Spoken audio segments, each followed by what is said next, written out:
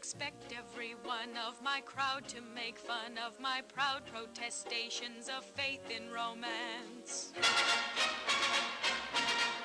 First of all, thank you very much for doing this. We're very excited to have the chance to speak with you. Thank you. The first sort of formal performance is it correct that would have been at the Civic Light Operas? Because it seems like that, in a way, is what led to the beginning of the movie career, right? We came out here with my dancing teacher, Madame Etienne. They were going to put Mitzi in the movies. Now, Mitzi was 11 when she came out here, looking 30.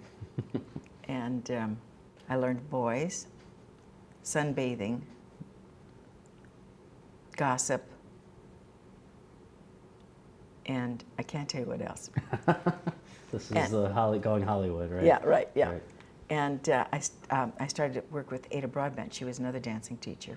And she put me in the New Year's Eve festival, the Pasadena Playhouse. Mm-hmm. And I got paid $15. I still have that check. Was going to do a show called Song Without Words, which was the life and times of Peter Ilyich Tchaikovsky. And they needed ballet dancers. And I was a ballet dancer. And I was 13. And she said to our boss, she's really 16. Well, I wasn't. I was 13, and I'm still paying for those years. I always knew I was going to do it. And every year I got another part, a little bit bigger and bigger and bigger, until finally Henry Costa and Saul C. Siegel came to see a show I was in with third billing now. From the ballet to third billing in 4 years, that's pretty damn good. Mm-hmm. And they wanted me to do a screen test. They had a part for me in a Betty Grable and Dan Daly picture. And Betty this was Grable. At Fox, right? Oh my God! Mm-hmm. Oh, yeah. You have no idea. Betty Grable, I love you so. That was a lovely pair, wasn't it? Betty Grable and Dan Daly when they worked together. It was. Really a marvelous pair. But at the same time, Mr. Lester, who was the boss of the Civic Light Operas, wanted me to audition for Cole Porter. They were going to do a show called Out of This World, which was a musical adaptation of Amphitryon 38. And so I auditioned for him, which is a long story. We didn't have time for all of it. He said, what do you want to sing? And I told him. And he said, what key? And I told him. He said, I can't play it. And I said, well, you wrote it, didn't you? Saying that to Cole Porter, you don't say things, you go. And I sang a cappella, whatever that means. And he said, you got the job. So I was either going to, and then I had a test at Fox, which was a hoot because I had never been in front of a microphone. That kind of. And so whenever I spoke like, because they didn't have, all the stuff that you can wear now when you're doing a stage play. You had to speak up and sing up because there were the footlights and there was no other, there was no recording, there was nothing, there was no amplification of this. Just your lungs and your brains to get you through it. And so every girl wants to be a booby star, you know that. So. Oh, and by the way, the theater was going to pay me $250 a week, and I was going to be the ingenue with David Wayne. I was going to be the soubrette. He was going to be the ingenue. And Fox was going to pay me $1,000 a week. Now, I told you I'm a Virgo, didn't I? So what would you do? Well, go with the money, right? So you get to Fox, 7-year contract, right? Very soon. I guess, just curious, what were your first impressions, A, of the place, B, of Mr. Zanuck, who kind of presided over everything? Everybody was scared to death of Mr. Zanuck. I wasn't because I didn't know him, and I thought he was a Hungarian, which of course, as you know, I am. And it was a family. I love family. I got paid. I went to work. It was fun. I mean, hey, one time I was doing 3 pictures at once. I was the happiest girl in the world. I never said, oh, no, they can't make me. Make me? Right. God, gee, I'm going to be in that one too. And everybody was good to me and sweet to me and kind and fun. And listen, I had Betty Grable's makeup man, so what can I tell you? Well, and very early in the process, I believe, Mitzi Gerber became Mitzi Gaynor. And can you just explain how that came about? I went to see George Jessel. I was asked to see George Jessel. He said, so Metzler? I said, yes. He said, you're Jewish? I said, no, sir, I'm a Catholic. He said, Gaiba? I said, yes. He said, you own the baby food the family. I said, no. He said, you sure you're not Jewish? I said, no, sir. If you want me to be, sure. And he said, how about Gaynor?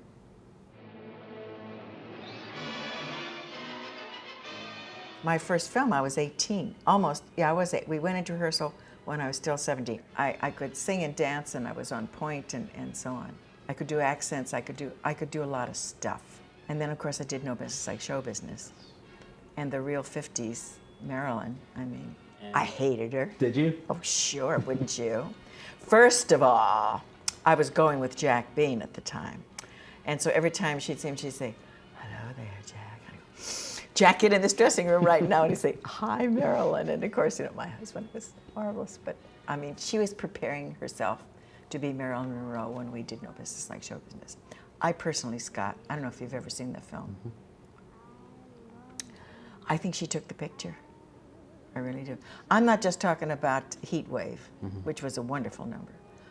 I mean, she had an awful lot of talent. And when I say I hated her because I could feel something. One day I got home early from rehearsal.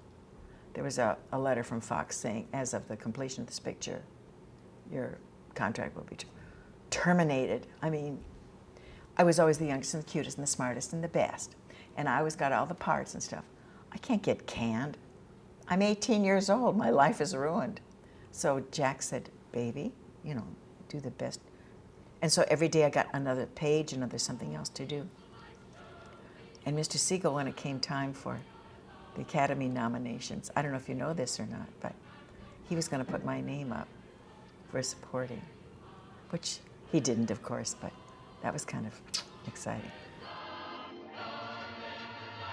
But was it your sense that when in '54, when they did briefly stop the contract, and then, you know, obviously you came back, but was that, do you think it was to do with at that point they were putting their chips on Marilyn, or? Absolutely, wouldn't you?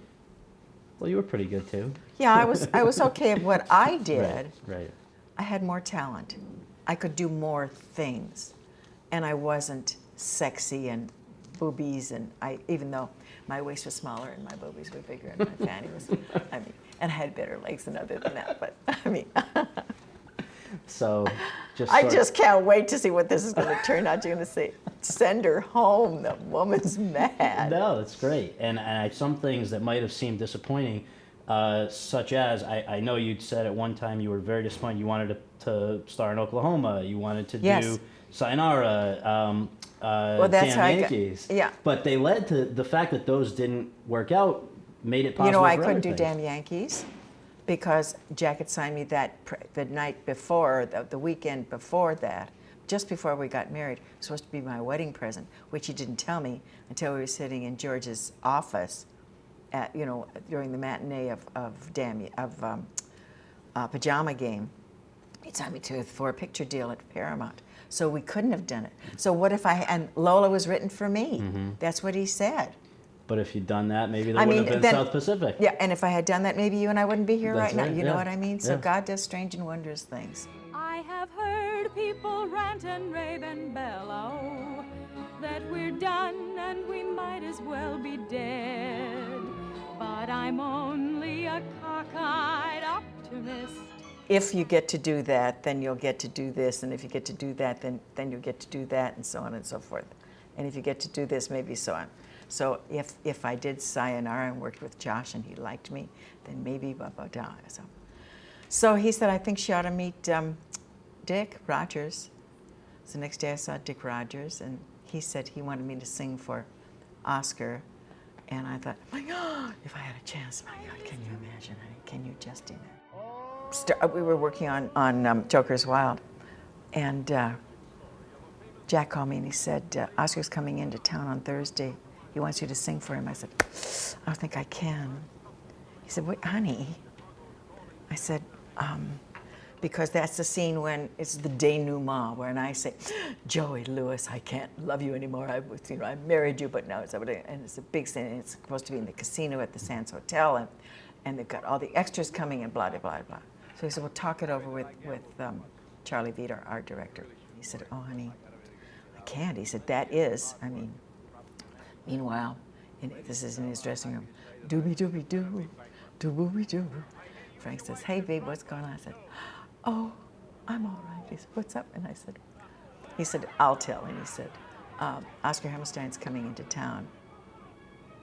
Yeah. And he wants Mitzi to sing for him for South Pacific. And I said, how did you know? He said, everybody knows. And he said, what are we going to do? And he said, well, on Thursday we have this big, he said, can we shoot around, Mitzi? And he said, it's up to you, Frank. And Frank said, we'll shoot around you, honey. You go get the job. That was very nice of him. And you then went and did your audition, I guess, in a way. And how did you find out that it had worked out? Well, after I did it, and you know, sometimes you know when you do really good, I'm crying now. You know that. I mean, nobody knows those things about Frank. Right. I mean, Mr. Hammerstein came to me and he said, thank you, Miss Gaynor, you've been a wonderful sport. Next day, doobie doobie doo. So tell me what happened, what did you do? And I did this and I did this, and he said, how'd you do? And I said, I did okay. He said, what did Oscar say?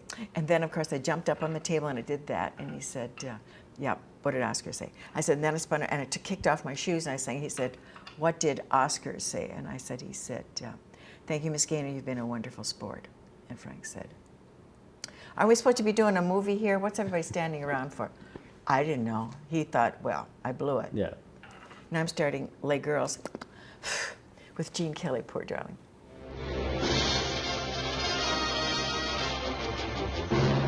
I simply adore, and every day more.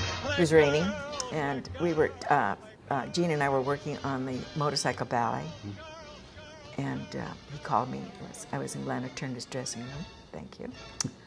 And he said, what's up? And I said, oh, my ankle's killing me. And I said, it's raining, and he said, how's it going? I said, oh, I can't wait to get home, and what do you want for dinner, and this kind of stuff. And he said, I wonder what the weather will be like in August in Hawaii. And I thought, Daddy, I always call him Daddy. What kind of, he said, why do you say that? And he said, because you got the part. You're leaving.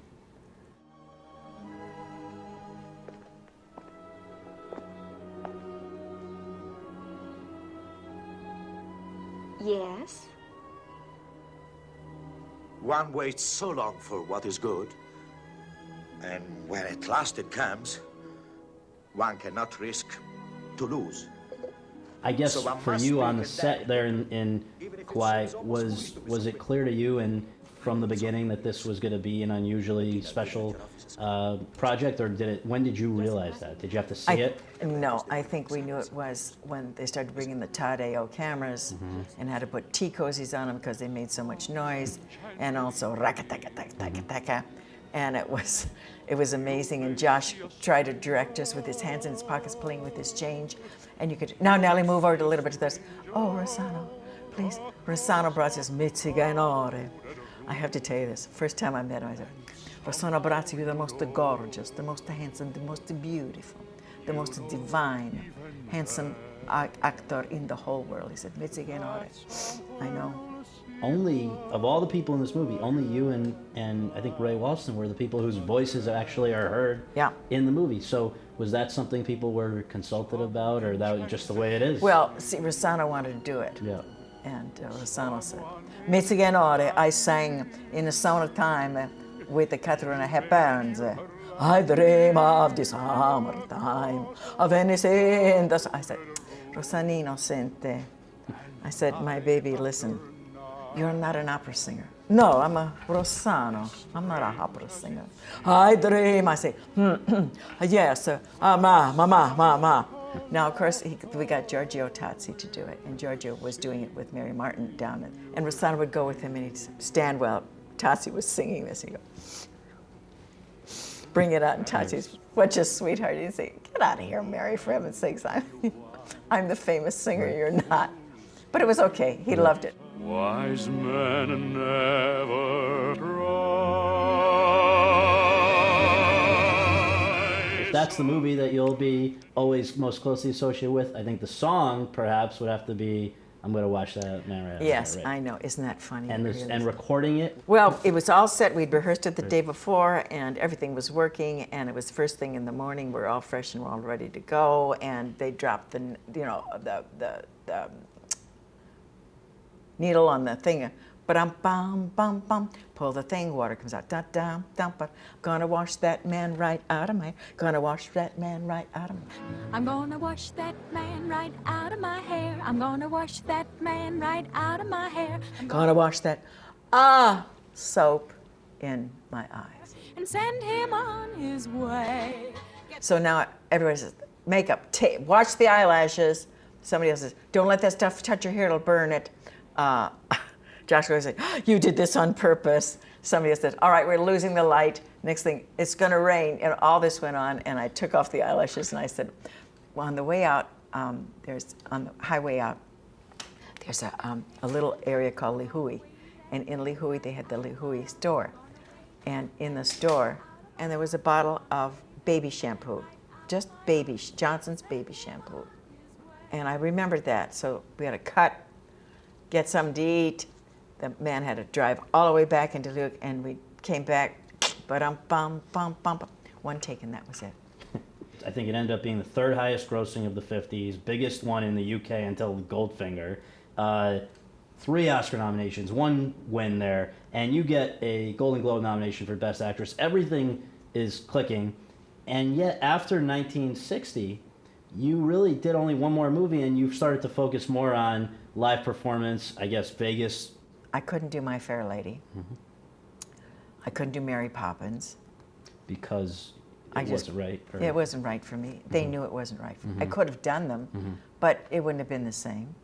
Then a man came to me by the name of Morris Landsberger, and he said, come with me to Las Vegas, and we will make you into something. And that's how it all started. Right, and it was great. And in fact, that is what was an element of your act from Vegas, is what you did on Ed Sullivan, the second of the 3 consecutive weeks in which he had another guest that you were billed above. Yes, isn't that marvelous? The Beatles.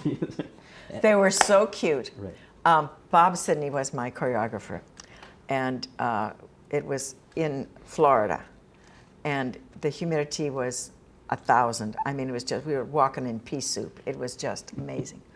And we were in this big, huge room, you know, the ballroom, and the air conditioning was working, everything was fine, and Bob Sidney said, get that girl off the stage. And I said, Bob, that's one of the Beatles. He said, I don't care, get that girl off the stage. It was Paul. And they were adorable. They were so cute. They really, really, and Paul came up to me and said, we'd sure like to get your autograph. Are you listening to me? There aren't many people that would have the talent or the sort of appeal to attract from 1973 to 1978 every year, the variety specials on CBS. What is it that kept you doing those and still keeps you probably, I guess if your first movie was 1950, we're talking 63 years later, still doing it? I must be nuts. But you enjoy it. Yeah, I love it. It's fun. It's what I can do. My husband was very sick for a long time, and then he died. And he didn't pass away, he died. And I didn't think I could ever work again. We were so close, and I met my 2 friends, Renee and Shane, who became my managers, my boss, my life. It takes 2 of them to be half a Jack, let's put it that way. And they said, Jack would be really mad at you if you weren't doing something. And so they started me up all over again, and I'm with you now, and I couldn't be happier, and I'm so grateful for this. Thank you. Thank you. I'm gonna wash that man right out of my hair. I'm gonna wash that man right out of my hair. I'm gonna wash that man.